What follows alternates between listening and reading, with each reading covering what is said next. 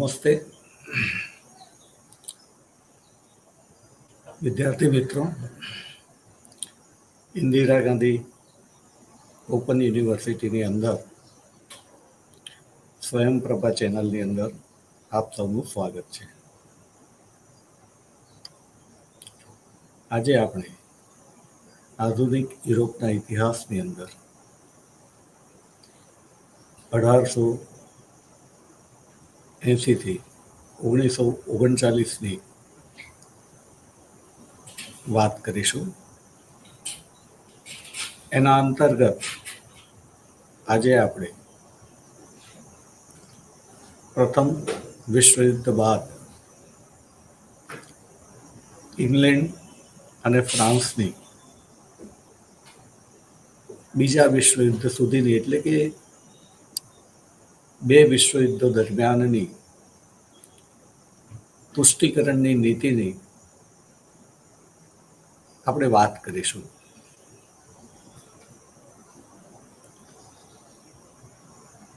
વિદ્યાર્થી મિત્રો,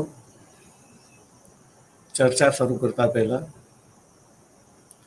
ફરીવાર યાદ કરાવીશ કે આ ઇતિહાસનું વ્યાખ્યાન છે અને ઇતિહાસની જ્યારે આપણે ચર્ચા કરતા હોઈએ ત્યારે આપણા મગજમાંથી આજને ડિલીટ કરીને, આજના આપણા જે કોઈ વિચારો હોય એને ડિલીટ કરીને એ જમાનામાં આપણે જઈશું. એ જમાનાની અંદર આપણે જ જીવતા હોઈએ તો આ ઘટનાઓનું આપણે કેવી રીતે પ્રત્યાઘાત આપીએ એ આપણે ધ્યાનમાં રાખવું જોઈએ. ટૂંકમાં એ સમયના માનવીઓએ જે રીતે એમનો ઉછેર થયો હતો, એમનું માનસ ઘડતર થયું હતું અને એમના સમયના જે પડકારો હતા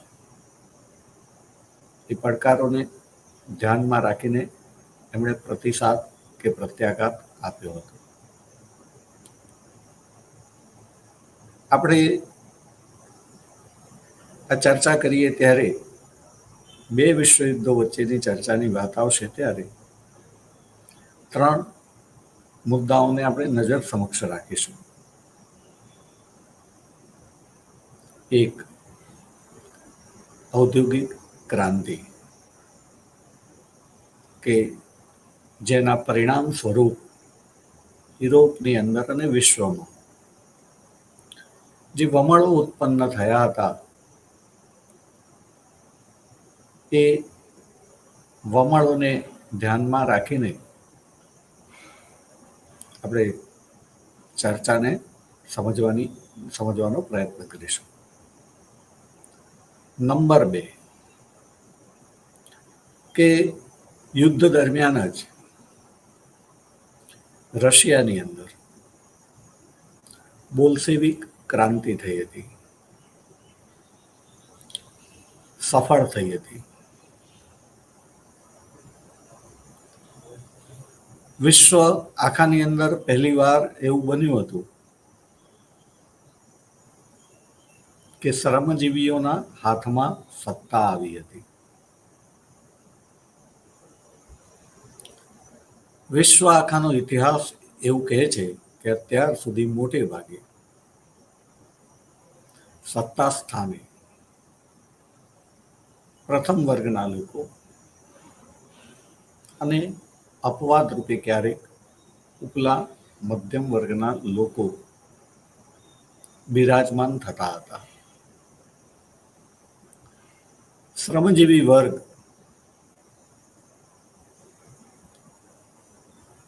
એણે સપનામાં પણ વિચાર્યું ન હતું કે હમારા હાથમાં સત્તા હોય. કોઈ એમને એવું કહે તો શ્રમજીવીઓ કે જે સાંભળતા હોય એમને પણ એવું લાગે કે અમારી મશ્કરી થઈ રહી છે.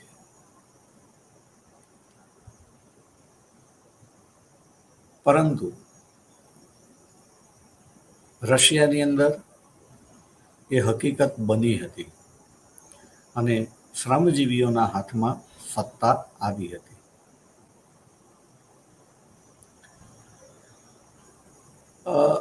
આજના મેં કહ્યું કે આપણે આજના સમયને ભૂલી જવાનો છે. ચર્ચા કરતી વખતે આપણે એ સમયમાં પ્રવેશ કરવો પડશે. આજના સમયની રીતે વિચાર કરીએ તો બધું ઘણું સરળ લાગે,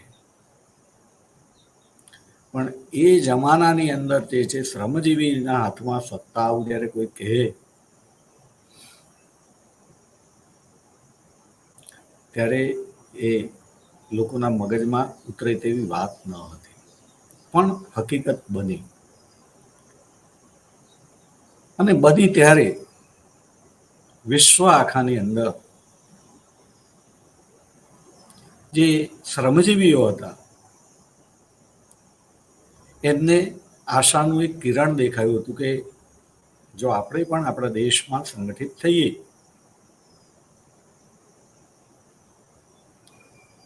અને પ્રયત્ન કરીએ તો આપણા દેશમાં પણ શ્રમજીવીના હાથમાં સત્તા આવી શકે છે.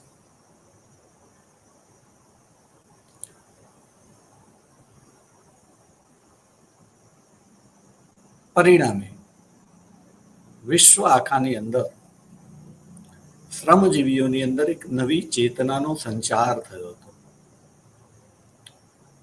સાથે સાથે આપણે યાદ રાખીશું કે રશિયામાં પણ જે ક્રાંતિ સફળ થઈ હતી ત્યારે એને સફળ બનાવનાર લોકોનું ધ્યેય, લોકોનું અને સામ્યવાદી વિચારસરણીનું એ માત્ર ને માત્ર રશિયાની અંદર શ્રમજીવીઓને સત્તા સ્થાને બેસાડવાના ન હતા, એટલે કે રશિયાના જ શ્રમજીવીઓનું કલ્યાણ કરવાનું ન હતું. આ વિચાર જે છે એ આંતરરાષ્ટ્રીય હતો. આપણે ભારતનું ઉદાહરણ લઈને વાત કરીએ તો 1857ની અંદર જે ઘટના બની, બ્રિટિશ સામ્રાજ્યવાદની વિરુદ્ધ જે એક પ્રતિકાર ઊભો થયો, પરંતુ આ પ્રતિકાર જે છે એ આખા દેશમાં એક સરખી રીતે જોવા મળતો નથી. કારણ એ વખતના લોકો જે છે એમના માટે એમના શાસકો વર્ષોથી જુદા જુદા રહ્યા હતા. એક શાસક અને બીજા શાસક બંનેની પ્રજાઓ જે છે એમની વાત જરા જુદી હતી. હજી ડિટેલમાં જઈ શકાય તેમ છે, પણ મને મારી જાતને રોકવાનું મન થાય છે. પણ આપણે એટલું સમજીશું કે 1857 અને 1885 બેમાં શું તફાવત છે. 1857ની અંદર પણ દેશવ્યાપી એક પ્રતિકાર ઉત્પન્ન થયો હતો, પણ તેમ છતાં એની અંદર સમાજના બધા જ વિભાગના પ્રતિનિધિઓ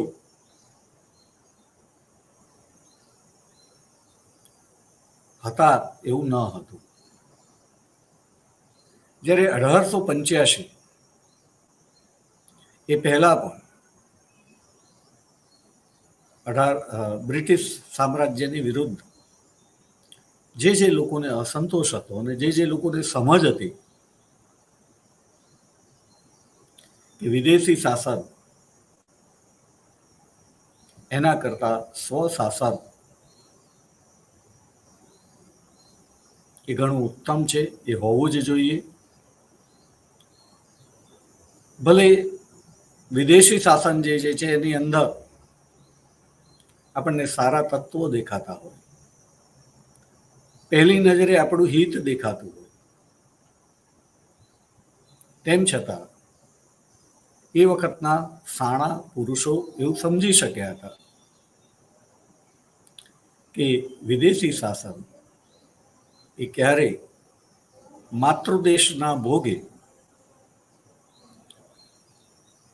જે જગ્યાએ સંસ્થાન તરીકે એ સંસ્થાનવાદી સરકાર ચલાવી રહ્યા છે, એ સાંસ્થાનિક લોકોનું ભલું ન કરે અને સ્વશાસનની અંદર ભલે ઘણી બધી ઉણપો હોવા છતાં એ વિદેશી શાસન કરતા વધારે મહત્વનું છે અને વધારે કિંમતી છે. પરંતુ વિશ્વની અંદર જે રીતના પ્રવાહો વહી રહ્યા હતા, જે પ્રવાહની અંદરનો મુખ્ય પ્રવાહ એટલે લોકશાહી, એ લોકશાહીની રીતે આપણે કોઈ પણ માગણી લોકોની છે કેવું હોય તો દરેક સમાજના પ્રતિનિધિ જોઈએ અને માટે 1885ની અંદર ભારતીય રાષ્ટ્રીય કોંગ્રેસની સ્થાપના કરવામાં આવી, જેમાં આખા દેશની અંદરથી જુદી જુદી જગ્યાએથી લોકો પોતાના પ્રતિનિધિ મોકલતા હતા અને એમનું સ્વપ્ન ધ્યેય એક રાષ્ટ્રને મહાન બનાવવાનું હતું, એટલે કે રાષ્ટ્ર પૂરતું સીમિત હતું, રાષ્ટ્રવાદ. પરંતુ અહીંયા આંતરરાષ્ટ્રીયવાદ છે, એક દેશના નહીં પણ સમગ્ર વિશ્વના શ્રમજીવીઓ જે છે એમનું દુઃખ સમાન છે. અને જે પહેલો મુદ્દો ઔદ્યોગિક ક્રાંતિનો કીધો કે જેને પરિણામે કેપિટાલિઝમ ફૂલ્યો ફાલ્યો હતો, ઇજારા શાહી જે છે એનો વિકાસ થયો હતો, પૈસો પૈસાને ખેંચતો હતો, ગરીબ વધારે ને વધારે ગરીબ બનતો જતો હતો. મૂડીવાદી અર્થવ્યવસ્થાની અંદર ઉદ્યોગપતિ એ પોતાના ઉત્પાદનના સાધનોને જેટલી ઓછામાં ઓછી મજૂરી ચૂકવે એટલું એ વધારે ને વધારે નફો પ્રાપ્ત કરી શકે છે. અને મૂડીવાદી અર્થવ્યવસ્થાની અંદર ઉત્પાદનના માલિકનો હેતુ વધારે ને વધારે નફો પ્રાપ્ત કરવાનો હોવાથી એ પોતાના ઉત્પાદનના સાધનોને ઓછામાં ઓછું વળતર કે મજૂરી જે પોતે એ આપે છે અને પરિણામે એ વધારે નફો પ્રાપ્ત કરે છે અને શ્રમજીવીઓ જે છે એમના નસીબની અંદર 2 ટંકનો રોટલો પણ પ્રાપ્ત થતો નથી. મિત્રો, આ ચર્ચા પણ અહીંયા લંબાવવાની ઈચ્છા થાય પણ આપણે અટકીશું, અને વધારે ક્લેરિફિકેશન આપવાનું મને મન થાય છે પણ મારે રોકાવું પડશે, કારણ કે આપણે મૂળ ચર્ચા એ તુષ્ટિકરણની કરવાની છે. પણ એ તુષ્ટિકરણને આપણે સમજી શકીએ એ માટે આપણે એ સમયની અંદર તો પહેલાં ડોક્યું કરવું જ પડશે, એ સમયમાં ડૂબકી મારવી પડશે. એ સમયમાં ડૂબકી માર્યા વગર આપણે એને સારી રીતે સમજી ન શકીએ. ઇતિહાસ છે, એને કાર્યકરણનો સંબંધ છે. કારણ છે તો કાર્ય થાય છે, કારણ નથી તો કાર્ય નહીં થાય. એટલે આપણે એ સમય એના પ્રવાહો, લોકોની પ્રવૃત્તિઓ એને મગજમાં રાખવી જ પડે. તો સામ્યવાદ જે છે એ આંતરરાષ્ટ્રીયવાદ હતો અને એના નેતાઓની સમક્ષ વિશ્વ આખાના શ્રમજીવીઓનું કલ્યાણ કરવાનું હતું, નહીં કે માત્ર રશિયાના. એટલે રશિયામાં ક્રાંતિ તો થઈ, સફળ થઈ, પણ એનાથી ધ્યેય પૂર્ણ નહોતું થઈ ગયું. ધ્યેય પૂર્ણ ત્યારે જ થાય કે વિશ્વ આખાની અંદર શ્રમજીવીઓના હાથમાં સત્તા જે છે એ પ્રાપ્ત થાય અને બાંડે. રશિયાના સફળ લોકોનું એ વિઝન હતું કે બાકીના દેશોની અંદર પણ જ્યાં શ્રમજીવીઓ જે છે એમના સંગઠનો નથી, તો એમને જે છે એ સંગઠનો બનાવવા માટેની પ્રેરણા આપવામાં આવે, તાલીમ આપવામાં આવે. એમને જરૂરી સાહિત્ય જોઈએ તો સાહિત્ય પૂરું પાડવામાં આવે, નેતાગીરી જોઈએ તો નેતાગીરી પૂરી પાડવામાં આવે. અને એમ કરીને એ દેશોમાં પણ સામ્યવાદી શાસન વ્યવસ્થા અસ્તિત્વમાં આવે અને મૂડીવાદી અર્થવ્યવસ્થા નાશ પામે. એટલે કે મિલકત ઉપરનો જે ખાનગી અધિકાર, વ્યક્તિગત માલિકી, એનો અંત આણીને સામૂહિક માલિકી, રાષ્ટ્રીયકરણ કે સરકારીકરણ કરવાનું, વ્યક્તિની માલિકીને નાબૂદ કરવાની હતી અને ઉત્પાદનના સાધનો એનો એક વ્યક્તિની જગ્યાએ અનેક લોકો ઉપયોગ કરીને એને ફાજલ ન પડવા દે, એનો મહત્તમ ઉપયોગ થાય અને વધારે ને વધારે લોકોને સુખાકારી પ્રાપ્ત થાય. આપણે કહ્યું છે કે એ ચર્ચા એ વધારે ને વધારે લોકો કઈ રીતે સુખી થાય એના માટેની છે. અને વિદ્યાર્થીઓ, તમે પણ જ્યારે આવતીકાલે જુદા જુદા પદ ઉપર આસીન થાવ ત્યારે તમારા સમક્ષનું ધ્યેય પણ એ જ હશે ને હોવું જોઈએ. એ ભૂલી જઈએ છીએ. વિદ્યાર્થી જ્યારે અભ્યાસ કરે છે ત્યારે ફક્ત ને ફક્ત પોતાની નોકરી માટે અભ્યાસ કરે છે, પણ જ્યારે શિક્ષક ભણાવે છે ત્યારે એના સમક્ષ એ વિદ્યાર્થીની નોકરી નથી હોતી, એને ઘડતર હોય છે. એમાં મૂલ્યોનો વિકાસ થાય એ જરૂરી છે. અને યુનિવર્સિટી એજ્યુકેશનની અંદર જ્યારે વિદ્યાર્થી અભ્યાસ કરે અને એ સાચા અર્થમાં એ ભણે અને ભણાવવામાં આવ્યો હોય તો એની આજીવિકાનો પ્રશ્ન નથી રહેતો. એટલે યુનિવર્સિટી એજ્યુકેશનની અંદર બ્રેડ બટર માટે ભણાવવામાં નથી આવતું. એના સમજ શક્તિની અંદર વધારો થાય, એનામાં લીડરશિપના ગુણોનો વિકાસ થાય અને જે લોકો પાછળ રહી ગયા છે એને પણ એ આગળ લાવે એ જરૂરી છે. માટે સાચા અર્થની અંદર વિદ્યાર્થી ભણીને જ્યારે અધિકારી બને તો એને ખ્યાલ રહે છે કે મારે મારા પગારને નથી જોવાનું, મારે લોકોનું ભલું કરવાનું છે.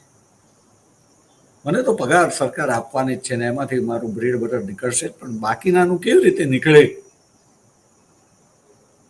બાકીનાને કેવી રીતે પ્રાપ્ત થાય, એના માટે હું કઈ રીતે મદદરૂપ થઈ શકું, એ એના મગજમાં હોવું જોઈએ, પણ હોતું નથી. એ તો એમ જ સમજે છે કે આ ખુરશી ઉપર બેઠા પછી હું સાહેબ છું, બાકીના બધા લોકો મારા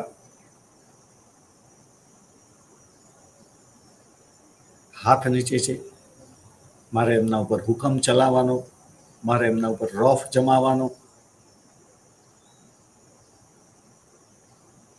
મેક્સિમમ એ કર્મચારીઓને મારી માલિકી સમજીને એમનું મારે શોષણ કરવાનું, આ ભાવ મગજમાં ન હોવું જોઈએ. તો આપણે અહીંયા જોઈશું કે આ ચર્ચા કેમ હું કરી રહ્યો છું, કારણ કે આપણે જોઈએ છીએ કે ચિંતન જે છે કે વધારે ને વધારે લોકો સુખી કેવી રીતે થાય. ચિંતકો ચિંતન કરે છે, પછી એ ચિંતકોના અનુયાયીઓ જેમ કે કાર્લ માર્ક્સ તો એનો અનુયાયી, એના ફોલોઅર્સ લેનિન, ટ્રોટ્સ્કી, સ્ટાલિન વગેરે વગેરે એ અમલ કરે છે. પણ અમલ કરતી વખતે જુદા જુદા લોકોની પાસે જ્યારે પૂરતી સમજ નથી હોતી ત્યારે યોજનાનો અમલ જુદી રીતે થાય છે અને યોજના ફેલ થઈ જાય છે. આપણે અહીં યાદ એ પણ રાખીશું કે ચિંતક પણ પૂર્ણ ચિંતન કરેલું એને નથી હોતું. કોઈ પણ વ્યક્તિ એ 100% ન હોય, એનામાં પણ ખામી રહી ગયેલી હોય. ત્યારે એનામાં રહી ગયેલી ખામીઓ જે છે સમય અને સંજોગો જોતા એમાં પરિવર્તન કરવાનું હોય છે. સમયની માંગ પ્રમાણે એની અંદર બદલાવ કરવાનો હોય છે અને મૂળ ધ્યેય તો વસુધૈવ કુટુંબકમનું જ રહેવું જોઈએ. ભલે વ્યક્તિ જે છે પોતાના સમાજમાં જીવે એ આવશ્યક છે. સ્વધનમ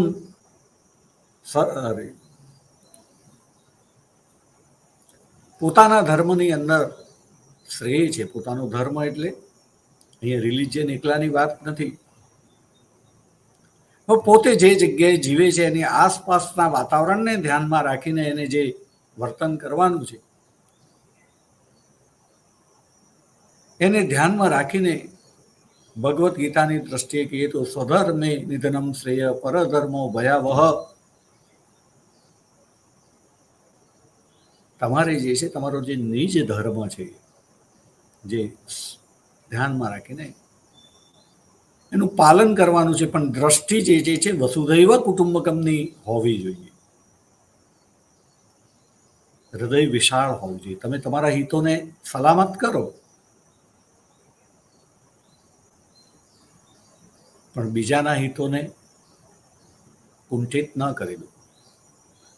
આપણે ચર્ચા જે છે એ તુષ્ટિકરણની નીતિની કરવાની છે અને આપણે ઇતિહાસ જે છે એની અંદરથી ભૂલોમાંથી બોધપાઠ લેવાનો છે. અતુષ્ટિકરણની નીતિ જે છે ન થઈ હોત તો દ્વિતીય વિશ્વયુદ્ધ પણ ન થયું હોત. પણ ભૂલ કરી અને મારે જે છે વિદ્યાર્થી મિત્રોને એટલું જ કહેવાનું છે કે તમે પણ જ્યારે પદનસીન હોવ ત્યારે તમે તમારી વાતને જરા સમજીને બેઠેલા હોવ તો જે નાના નાના તમારે કારણે જે છે એ યુદ્ધો એટલે કે ઝઘડાઓ થાય છે જુદા જુદા સમૂહમાં, કે તમે પોતાની ફરજ ન બજાવવાને કારણે કોઈના ઘરની અંદર પણ ઝઘડો થાય અને યોગ્ય જીવન ધોરણ પ્રાપ્ત ન થવાને પરિણામે, તો આ સમજવું બહુ જરૂરી છે કે ચિંતકો જે છે ચિંતન કરે છે, ચિંતકોનું ચિંતન ફેલ ન જવું જોઈએ. હા, એની અંદર પણ ત્રુટિઓ હોય તો એ ત્રુટિઓને દૂર કરવાની છે. ત્રુટિઓ શોધવાની નથી. ત્રુટિઓ કોઈને બતાવવા ખાતર, કોઈને ઉતારી પાડવા માટે, કોઈનું વ્યક્તિત્વ જે છે નાનું કરવા માટે ત્રુટિઓ નથી શોધવાની. પણ પ્રજાને જે આપણે આપવું છે અને એની અંદર એ ત્રુટિઓને કારણે પ્રજા એનો વિકાસ ન થાય, એની સુખાકારીમાં વધારો ન થાય, એના જીવન ધોરણની અંદર સુધારો ન થાય, એના માટે ત્રુટિઓ શોધવાની છે. તો આ તુષ્ટિકરણની નીતિ એ ત્રુટિઓ હતી. કેમ હતી, શું થયું,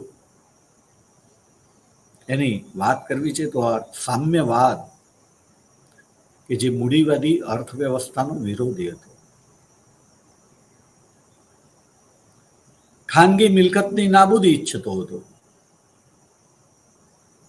સાથે સાથે કામ કરે તે ખાય, કામ કરે તેને મતાધિકારની વાત કરતો હતો, વર્ગવિહીન સમાજ રચનાની વાત કરતો હતો. વ્યક્તિઓનો વાંક નથી હોતો આપણે, પણ ઘણી વખત જે રીતે આપણે વાતાવરણ નિર્મિત કર્યું અને એ વાતાવરણને કારણે કેટલાક લોકો જે છે એ અમુક પ્રકારની વ્યવસ્થાની અંદર જીવવા ટેવાઈ ગયા, એનાથી જુદા પ્રકારની વ્યવસ્થાવાળો માણસ એમની પાસે આવે કે એની સાથે એમને જીવવું પડે ત્યારે એમને પસંદ નથી હોતું. એ જુદી જુદી રીતે સમજ ના સમજ પ્રમાણે એને વ્યક્ત કરે છે. પણ સવાલ આપણો છે કે એ વ્યવસ્થાની અંદર એવું થાય જ નહીં. અને માટે અહીંયા વર્ગવિહીન સમાજ રચનાની જ્યારે વાત કરવામાં આવે ત્યારે ઘણા લોકો સુપિરિયારિટી ગ્રંથિથી પીડાતા હોય તેમને એ સહન ન થાય.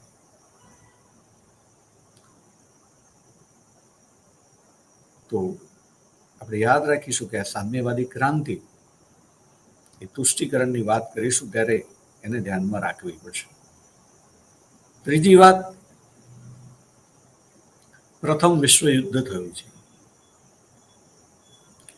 એ પ્રથમ વિશ્વયુદ્ધના જે ભયાનક પરિણામો છે, ડિટેલમાં આપણે નહીં જઈએ દરેકની, એ તમે સમજી શકશો એટલે મને ડિટેલમાં જવાની જરૂર લાગતી નથી અત્યારે. પણ તમારા ચર્ચા કરતી વખતે તમારા મગજમાં એ ભયાનક પરિણામો હોવા જોઈએ. દર્દ જેણે અનુભવ્યું હોય એને જ ખબર પડે. પ્રથમ વિશ્વયુદ્ધ એના પરિણામે યુરોપના લોકોએ સવિશેષ અને વિશ્વના બાકીના લોકોએ પણ ટકાવારીની દ્રષ્ટિએ વધતા ઓછા પ્રમાણમાં પણ જે યાતનાઓ સહન કરી, સાંભળી, એમનું કાળજું કંપાવી નાખનારી હતી. સપનું પણ આવે તો માણસ ડરી જાય એવી એ સ્થિતિ હતી. અને ત્યારે એ સ્થિતિનું પુનર્નિર્માણ ન થાય એ એમના સમક્ષ હતું. જ્યારે એ લોકો નીતિઓ ઘડતા હતા, એ દેશના શાસકો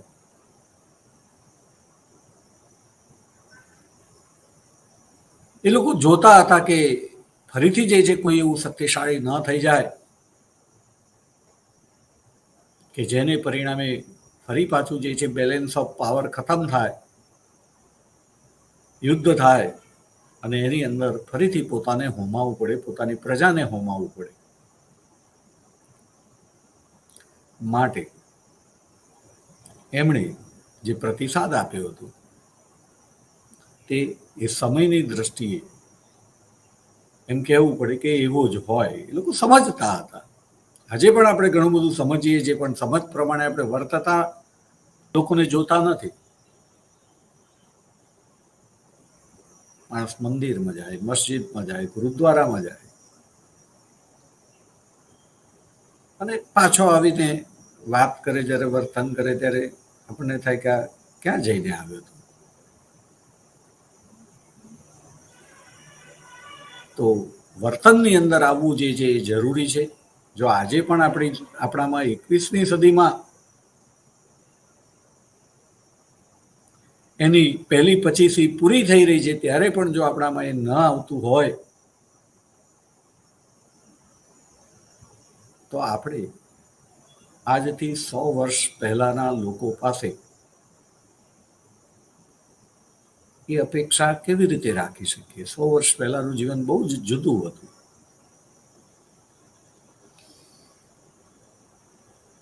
તો તુષ્ટિકરણની નીતિ કોણે કેવી રીતે અપનાવી, ખાસ કરીને ઇંગ્લેન્ડ અને ફ્રાન્સે, એની આપણે વાત કરીશું.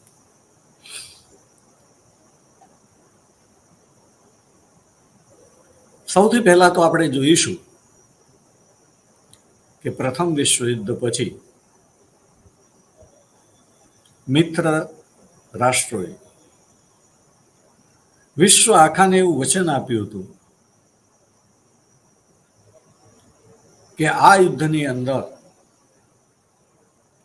તમે અમને મદદ કરશો અને જો અમારો વિજય થશે તો યુદ્ધ પછી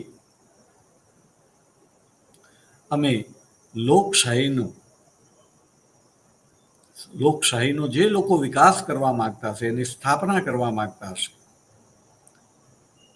એને દ્રઢીભૂત કરવા માંગતા હશે, એ બધાને અમે મદદ કરીશું.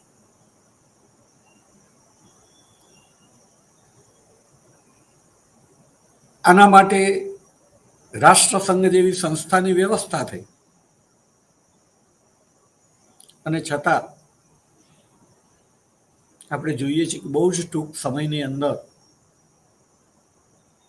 ઇટાલીમાં બેનિટો મુસોલિનીનો ફાંસીવાદ વિકાસ પામ્યો. સ્પેનમાં જનરલ ફ્રાન્કો સરમુખત્યાર બન્યો. રશિયાની અંદર જોસેફ સ્ટાલિન સરમુખત્યાર બન્યો. જર્મનીની અંદર એડોલ્ફ હિટલર,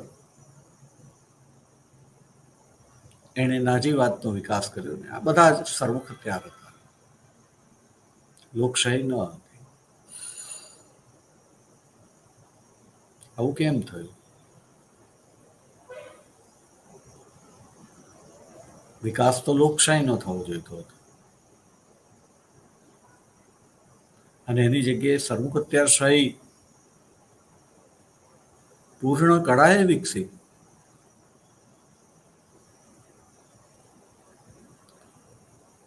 તો મારી દ્રષ્ટિએ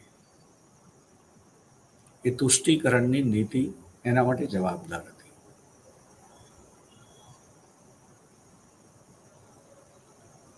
તો આપણે વાત કરીએ કે આ તુષ્ટિકરણની નીતિ કેમ અપનાવવામાં આવી.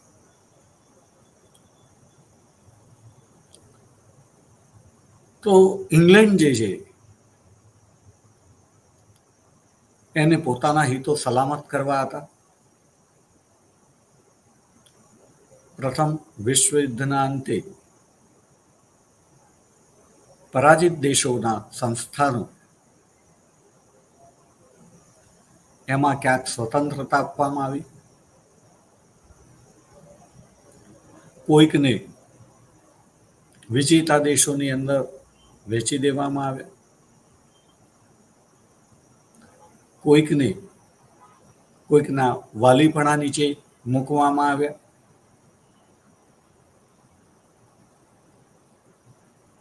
પરંતુ વિજેતા રાષ્ટ્રોના જે સંસ્થાનો હતા એની પ્રજા પણ, દાખલા તરીકે ભારત, આશા રાખીને બેઠી હતી કે આઝાદી પછી, યુદ્ધ પછી આઝાદી મળશે.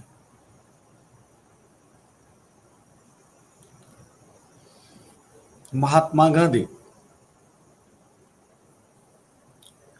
કે જે દક્ષિણ આફ્રિકાની અંદર એમને થયેલા કડવા અનુભવ પછી સત્યાગ્રહ ને સફળ કરી ચૂક્યા હતા. એ અંગ્રેજો માટે એવી છાપ ધરાવતા હતા કે અંગ્રેજ પ્રજા એ ખૂબ ન્યાયી છે, અને ન્યાય પુરાવાને આધારે મળે છે. માટે જો કોઈ જગ્યાએ તમને એમ લાગતું હોય કે અન્યાય થઈ રહ્યો છે, તમે પુરાવા આપીને રજૂઆત કરો તો અંગ્રેજ પ્રજા તમને ન્યાય આપે જ છે. ટૂંકમાં ગાંધીજી અંગ્રેજોની નીતિની અંદર શુભ નિષ્ઠા ધરાવતા. એમને આશા હતી કે પ્રથમ વિશ્વ યુદ્ધ પછી દેશને આઝાદી મળશે, અને પરિણામે એમણે યુદ્ધ વખતે દેશ બાંધવોને યુદ્ધમાં સામ્રાજ્યવાદી હિતો વિરુદ્ધ લોકશાહીના પુરસ્કર્તા એવા ઇંગ્લેન્ડને મદદ કરવાનું આહ્વાન કર્યું હતું ગાંધીજીએ ભારતવાસીઓને. ને ભારતવાસીઓ પણ બહુ મોટા પ્રમાણમાં યુદ્ધની અંદર જોડાયા હતા. હા, એવું કહેવું જરૂરી નથી કે બધાએ જે રીતે ગાંધીજીએ કહ્યું એ રીતે જોડાયા હતા. ઘણા બધા લોકોને માટે ગરીબી હતી ને પોતે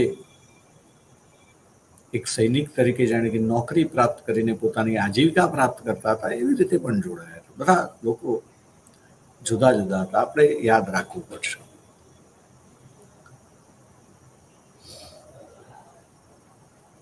તો ગાંધીજી એમની આ આશા પર પાણી ફરી વળ્યું. પ્રથમ વિશ્વયુદ્ધના અંતે ભારતને આઝાદી ન મળી. આઝાદી તો ન મળી, ઉડતું ભાગલા પડો ને રાજ કરોની નીતિ વધારે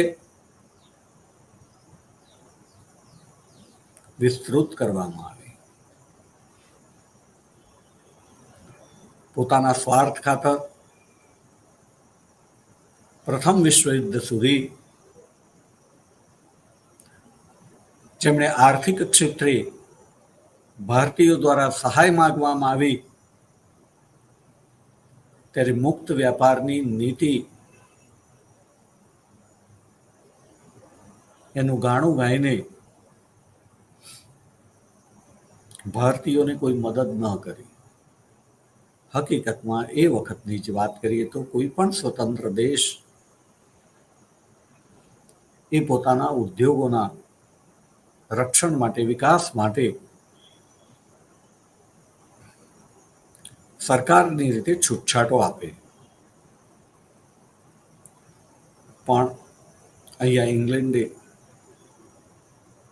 પોતાના માત્ર દેશના ભલા માટે જ ભારતીય લોકોને આવી છૂટછાટો નથી આપી. કારણ ઇંગ્લેન્ડના ઉદ્યોગપતિઓ જે છે બૂમો પાડતા હતા, જો ભારતના ઉદ્યોગોનો વિકાસ થશે તો ઇંગ્લેન્ડના ઉદ્યોગો જે છે એમનો વિકાસ શરૂ થશે. એટલે ભારતમાં ઉદ્યોગ સ્થપાય તો ઇંગ્લેન્ડના લોકો ભારતને મશીનો આપવા પણ તૈયાર ન હતા. પણ યાદ રાખીશું કે બીજી બાજુ જે મશીનરી ઉદ્યોગોના જે માલિકો હતા ઇંગ્લેન્ડના જ, એમના હિતો જુદા હતા. વેપારીના હિતો અને ઉદ્યોગપતિના હિતો બે અલગ અલગ છે, ઇંગ્લેન્ડના જ.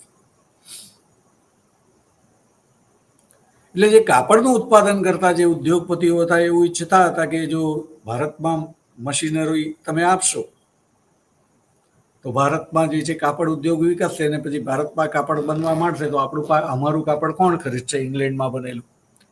માટે દેશની પાર્લામેન્ટની અંદર એવું કહેતા હતા કે ઇંગ્લેન્ડના મશીનો ભારતીયોને ન મળે. પણ મશીનરી ઉદ્યોગોના હિતો જુદા હોવાથી એમણે એવી દલીલ કરી કે જો અમે મશીનો નહીં આપીએ તો જર્મની આપશે, અને જર્મની આપશે તો જર્મનીનો મશીનરી ઉદ્યોગ વિકાસ પામશે.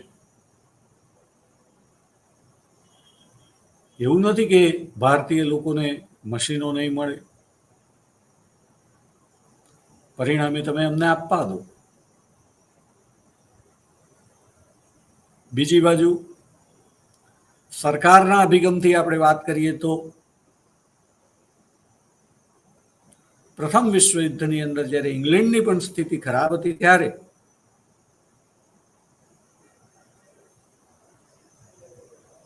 એ ભારતની જુદા જુદા પ્રકારે મદદ લેવા ઈચ્છતું હતું અને ભારતીય લોકો મદદ કરવા પણ ઈચ્છતા હતા.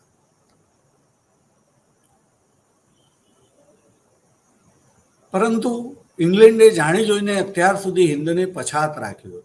જાણી જોઈને, હું શબ્દ વાપરું છું, ફરીથી બહાર મૂકું છું, જાણી જોઈને.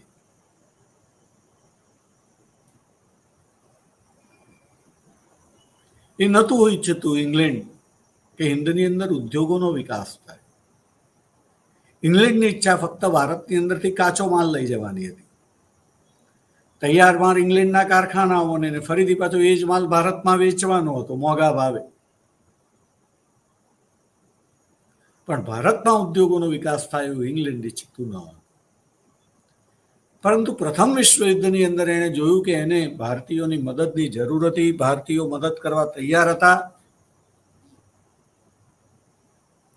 પણ વિકાસ નહોતો કર્યો એટલે ભારતના લોકો મદદ ન કરી શક્યા. દાખલા તરીકે કહીએ કે ભારતીય માણસ સૈનિક તરીકે જોડાવા તૈયાર હોય, પણ એ વ્યક્તિને સૈનિક પોતે છે એવું ક્યારે લાગે કે વર્દી પ્રાપ્ત થાય ત્યારે. પણ ભારતની અંદર એવો કાપડ ઉદ્યોગ વિકસ્યો જ ન હતો કે જે સૈનિકો માટેનું કાપડ બનાવે, સૈનિકોને રહેવા માટે જે તંબુ જોઈએ એ તંબુ માટેનું કાપડ બનાવે, સૈનિકોને યુદ્ધમાં લડવા માટે જે પ્રકારના બૂટ જોઈએ એ બૂટનું ઉત્પાદન ભારતમાં નહોતું થતું, સૈનિકોના બૂટનું. અને આવું જ બીજું ઘણું બધું. અને પરિણામે ભારતીયો જેટલી મદદ કરી શકે તેમ હતા તેટલી કરી શક્યા નહીં. અને સદનસીબે આ તો યુદ્ધમાં ઇંગ્લેન્ડનો પરાજય ન થયો, પણ પરાજય થયો હોત તો થઈ શકે. પરિણામે ઇંગ્લેન્ડે જે છે ભારતનું પણ તુષ્ટિકરણ કર્યું અને ભારતની અંદર પ્રથમ વિશ્વયુદ્ધ પછી બધા જ ઉદ્યોગો નહીં યાદ રાખીશું આપણે, પણ જે ઉદ્યોગો જે છે એમને લાગ્યું કે ભવિષ્યની દ્રષ્ટિએ આપણને ઉપયોગમાં આવી શકે તેમ છે એવા ઉદ્યોગોનો વિકાસ કરવા માટે મુક્ત વ્યાપારની નીતિની અંદર માનતી સરકારે છૂટછાટો આપી અને સંરક્ષિત આર્થિક નીતિ અમલમાં મૂકવામાં આવી,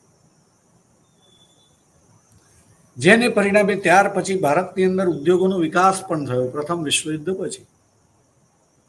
તો જે રીતે ભારતની અંદર તુષ્ટિકરણ કરવામાં આવ્યું ભારતીય લોકોનું ઉદ્યોગો, યાદ રાખીશું હિત હેતુ ઇંગ્લેન્ડનું હિત હતું, હિત ભારતનું ન હતું.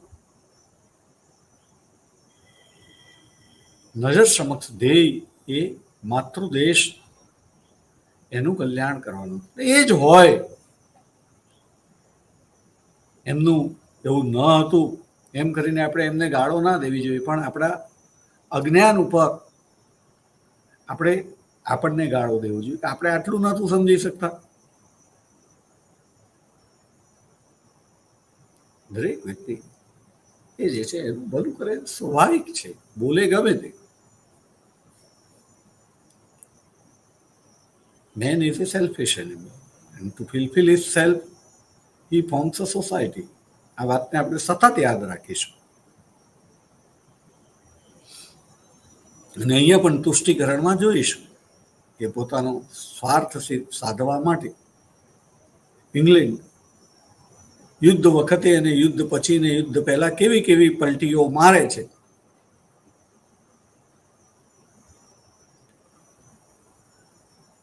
તો આપણે જે છે એ વાત સૌથી પહેલા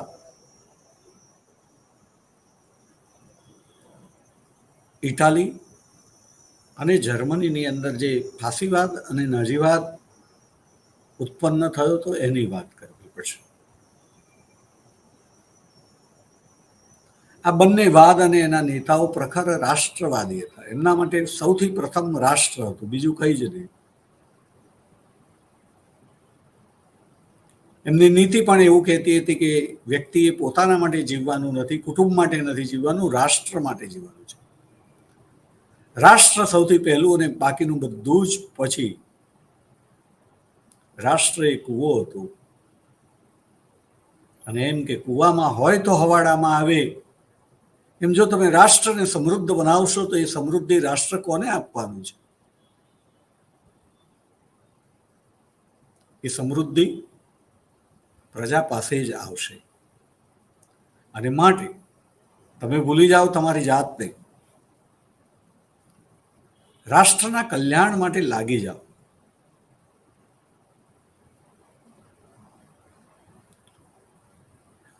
અને આ બંને નેતાઓ એ સમજતા હતા કે સાચી સમૃદ્ધિ વિદેશ વેપારથી આવે છે.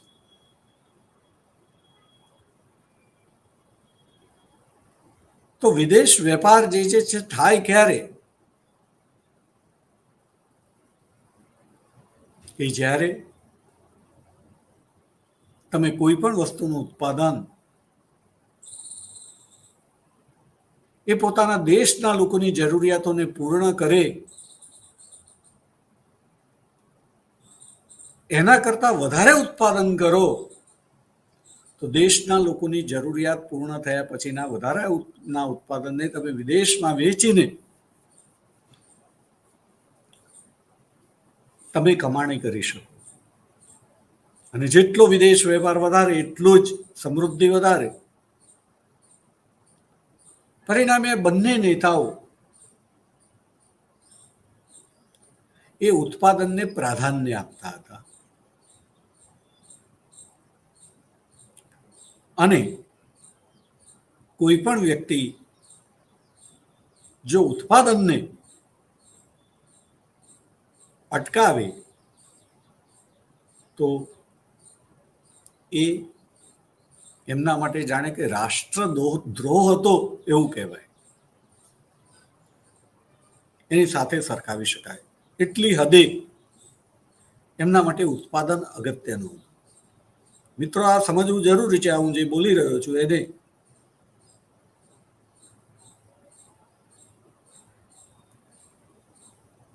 અહીંયા એ વિચારશીલની પાછળ એક તર્ક એવો પણ હતો કે વિશ્વ આખાને અંદર જોઈએ ને વિશ્વની અંદર તો ખબર નહીં પણ આપણે ભારતની અંદર જોઈએ તો આપણને દેખાય છે કે માતા પિતા મોટા ભાગના અપવાદ હોય દરેક જગ્યાએ. એ માતા પિતાનું ધ્યેય જે છે પોતાનું સુખ નથી હોતું, પણ જીવનમાં પોતે જે અરમાનો પૂર્ણ ન કરી શક્યા એ અરમાનો એમના બાળકોને પ્રાપ્ત થાય, એમના બાળકોના અરમાનો અધૂરા ન રહી જાય એ માટે ઘણા માતા પિતા કાળી મજૂરી કરતા હોય છે. પોતાનાથી શક્ય હોય એના કરતાં વધારે શ્રમ કરતા હોય છે. એ પોતાની પાસે જે પૈસો આવ્યો છે એ પોતાને વાપરવો જરૂરી હોવા છતાં એ પોતે બચત કરતા હોય છે કે આ બચતથી પોતાની ભાવિ પેઢી એના સપના જે છે પૂર્ણ થશે. ટૂંકમાં માતા પિતા જે છે પોતાની ભાવિ પેઢીના માટે પોતાના સુખને ન્યોછાવર કરી દેતા હોય છે અને પોતાના ગજા બહાર અર્થોત્પાદન માટે કામ કરતા હોય છે. ત્યારે આ જ વાત આ ફાસીવાદ અને નાજીવાદની અંદર પણ રહેલી હતી એ આપણે ભૂલવું ન જોઈએ. એ બંને દેશની પ્રજા પાસે જે છે સખત કામ લીધું હતું.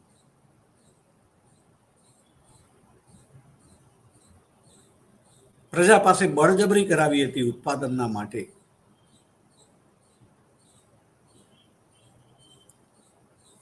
અને એ વખતે ગોલ એક જ હતો કે આજે આપણે જે મજૂરી કરીશું એના કારણે આપણી ભાવિ પેઢી એને સારું જીવન પ્રાપ્ત થશે.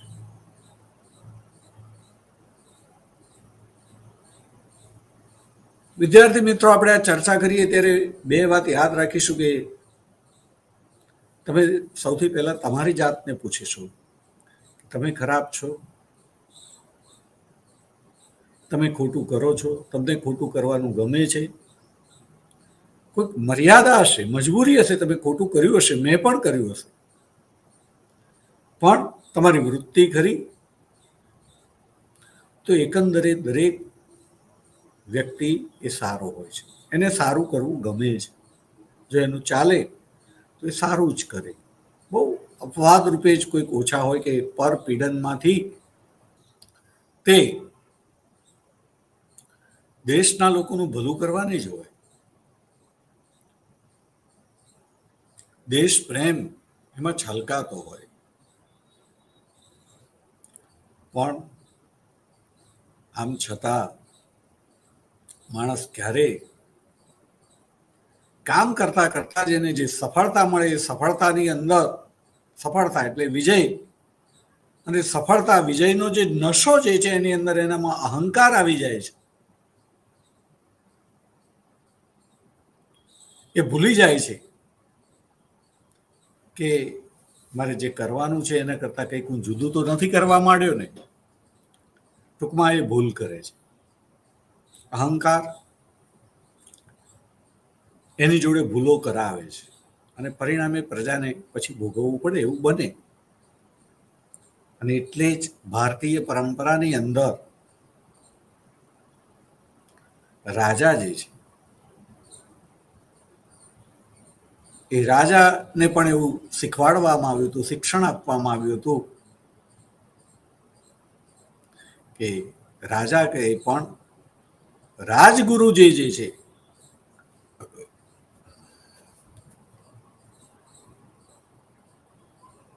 એમની શિક્ષા, એમના માર્ગદર્શન, કારણ કે વિજય રાજા પ્રાપ્ત કરે છે ને એ પ્રાપ્ત કરવાને કારણે વિજય પછી અહંકાર એ રાજામાં આવે. પણ જો ગુરુ જે છે બરાબર હોય તો એ ગુરુએ વિજય પ્રાપ્ત નથી કર્યો હતો ને ગુરુ વિજયનો નશો પીતા નથી હોતો, ત્યારે એમનામાં એ રાજાના અહંકારને રોકે.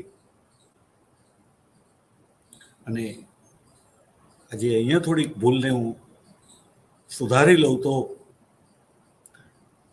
ગુરુ શબ્દ જે છે એ અધૂરો છે.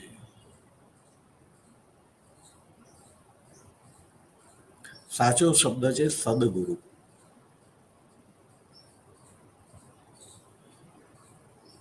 એ વ્યક્તિએ નક્કી કરવાનું હોય કે કોને ગુરુ બનાવાય અને કોને ન બનાવાય. વ્યક્તિ એ વૃક્ષ છે અને એના ઉપરના ફળો એ ખાવા માટે તો બધા લોકો આવે, તેમ કેટલાક ગુરુને લાયક ન હોય છતાં પણ એ ગુરુ બનવા તૈયાર થઈ જાય, બની બેસે ગુરુ, અને એ વ્યક્તિની શક્તિઓનો એ લાભ પ્રાપ્ત કરે. રશિયાની અંદર આપણે જોયું કે રાસ્પુટિન એ જાણે કે રાણીનો ગુરુ હતો. ત્યાં ગુરુ શબ્દ આપણે ન લગાડીએ, પણ શબ્દો જુદા જુદા હોય પણ એનો ગુણો સરખા હોય. રાસ્પુટિન એક જાતનો ગુરુ હતો, પણ સદગુરુ ન હતો ને પરિણામે એની અને રશિયાની દુર્દશા થઈ.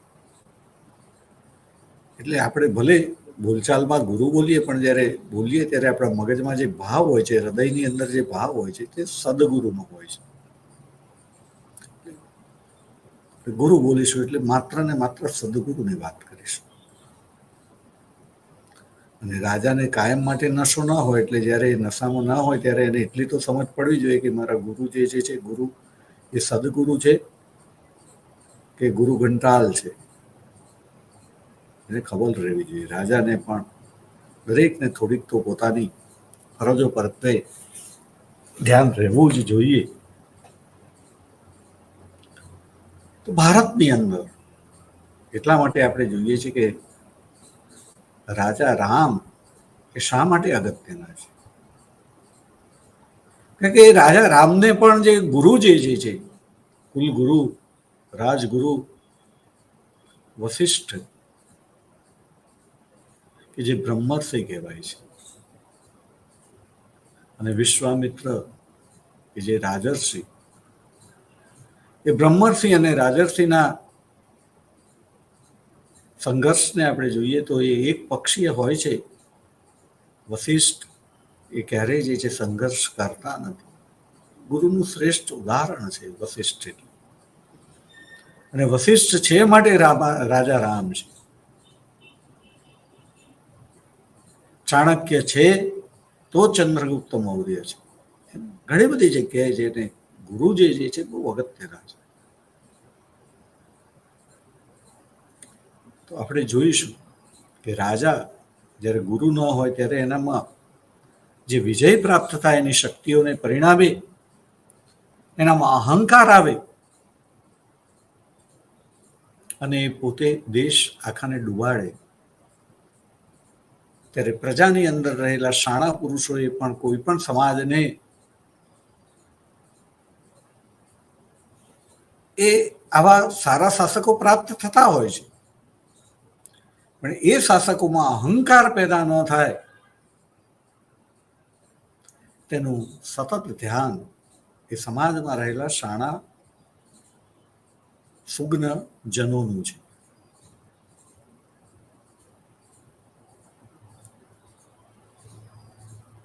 અગત્યનું તો પરિણામ છે, અને પરિણામની દ્રષ્ટિએ જોઈએ તો હિટલર અને મુસોલિની મારી દ્રષ્ટિએ બહુ સારું કામ કર્યું.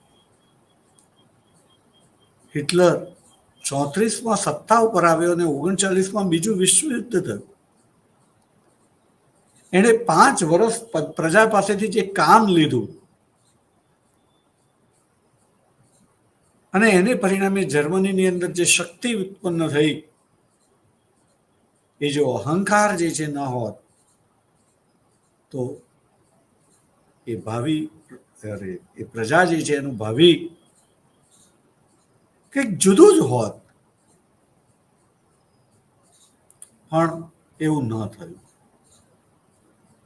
આપણે ધ્યાનમાં રાખીશું કે ભવિષ્યમાં આવું ન થાય. આપણે કહ્યું કે દરેકના ગુરુ અને ગુરુની અંદર સદગુરુ પણ હોય, ગુરુ ઘંટાલ પણ હોય. એ આવી વ્યક્તિઓની શક્તિઓનો લાભ ઉઠાવનાર લોકો જે છે હોય છે,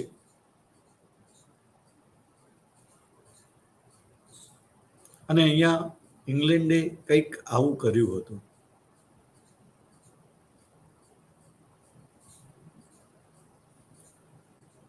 ઇંગ્લેન્ડે કેમ આવું કર્યું? મારો અભિગમ છે, હું ખોટો પણ હોઈ શકું.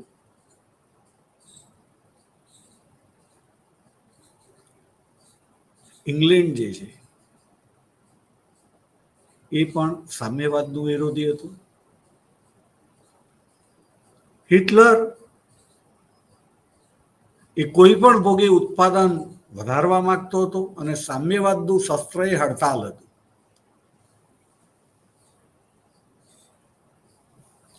અને સામ્યવાદીઓનો ગોલ એ વિશ્વ આખાના શ્રમજીવીઓ હતા, એટલે વિશ્વ આખાની અંદર સામ્યવાદનું સર્જન કરવાનું હતું, એને સફળ બનાવવાનો હતો, અને શ્રમજીવીઓને સત્તા સ્થાને લાવવાના હતા. પરિણામે એ લોકો જર્મનીની અંદર પણ, ઇટાલીની અંદર પણ હડતાલો પડાવતા હતા, અને આ હડતાલને કારણે ઉત્પાદન ઠપ થતું હતું, દેશનો વિકાસ રૂધાતો હતો, જે હિટલરને બિલકુલ મંજૂર ન હતું.